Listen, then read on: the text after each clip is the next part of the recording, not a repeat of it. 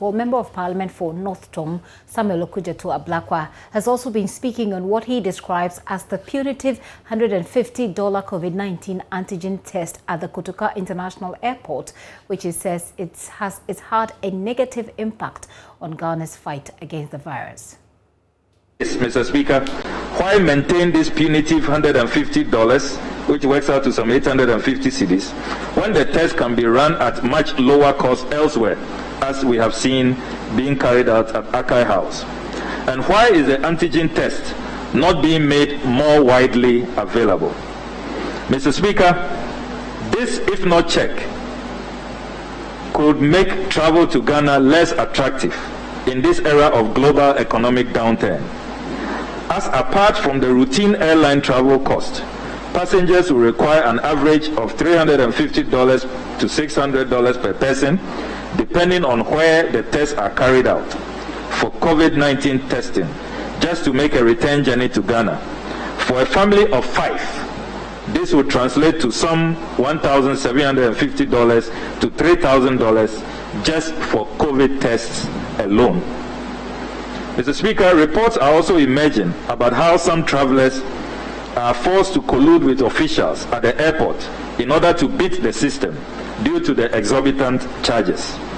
The Ghana Medical Association has had cause in a recent statement to draw attention to loopholes at the airport because of this phenomenon, which is leading to further importation and spread of COVID-19.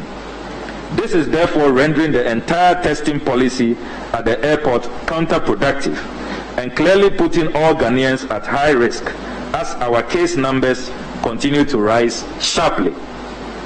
Mr. Speaker, equally troubling is the regrettable fact that this $150 exorbitant charge was not brought to this House for consideration and approval, as the Fees and Charges Miscellaneous Provision 2018 Act 983 demands.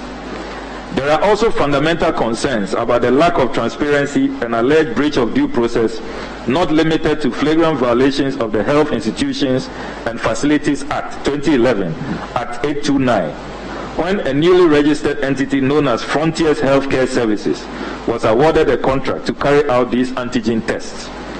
Frontiers Healthcare Services is said to be beneficially controlled from the tax haven of the island of Dominica. Civil society organizations such as Imani have publicly raised alarm about these rather opaque arrangements. Mr. Speaker, I believe the time has come for this House to carry out its constitutional mandate of oversight by investigating all these matters as a matter of urgency. It is also absolutely imperative that we initiate concrete steps to cause a drastic reduction of Ghana's antigen test cost to align with international best practice. The punitive and retrogressive cost is greatly undermining the fight against COVID-19. May it not be said that this House sat idle by, as a few appear to engage in supernormal profiteering at a time when many lives are being lost to this global health crisis.